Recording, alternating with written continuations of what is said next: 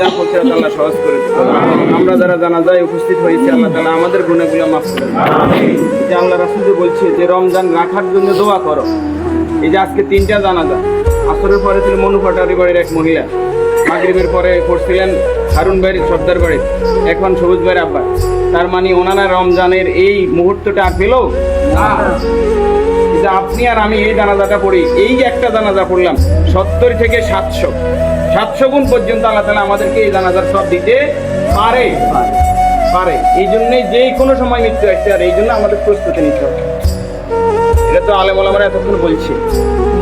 আগামীকালকে আমরা ইনশাআল্লাহ রোজা রাখবো, ইনশাআল্লাহ।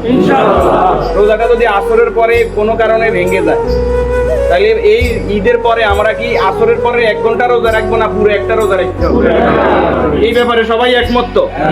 যে আপনার জীবনের সকল ক্ষেত্রে, আপনার ব্যক্তিগত জীবন, পারিবারিক জীবন, সামাজিক জীবন, রাষ্ট্রীয় জীবন,